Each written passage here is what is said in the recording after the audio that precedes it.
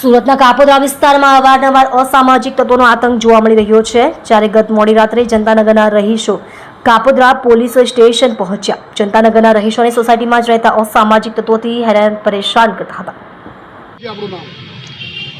મારું નામ રોહિત વાઘાણી છે. કઈ સોસાયટી છે અને શું પ્રશ્ન છે તમારો?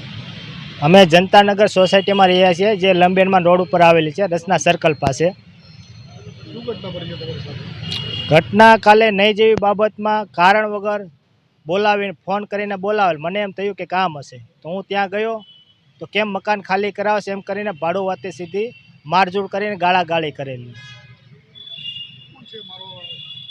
હવે એ લોકોના મને નામ તો નથી આવડતા, ખાલી ભાડે રહેશે 14 નંબરની બિલ્ડિંગમાં જનતામાં. હું ખાલી એડ્રેસ જાણું છું એ લોકોનું.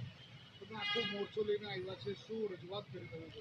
બસ અમે એ પ્રમુખ પદે હું છું સોસાયટીના, તો મારી રજૂઆત એટલી જ છે કે જો મારી સાથે આ ઘટના થઈ શકતી હોય જિમ્મેદાર વ્યક્તિ ઉપર, તો આમ પબ્લિકનું શું?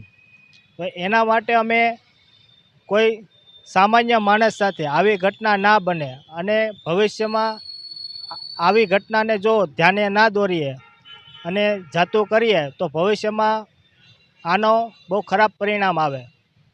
પોલીસે શું આશ્વાસન આપ્યું? પોલીસે અમને એવું આશ્વાસન આપ્યું છે અમે પૂરતી કાયદાકીય પૂરેપૂરી કાર્યવાહી કરશું. કેટલા લોકો છે આવા સોસાયટીમાં? સોસાયટીમાં આવા અનેક લોકો છે. હમણાં 2 વર્ષથી અસામાજિક તત્વોનો ઘણો રાફડો ફાટી નીકળ્યો છે મોટો. અમે વરાછામાં બી પોલીસ સ્ટેશનમાં 2 વખત અરજી આપેલી છે.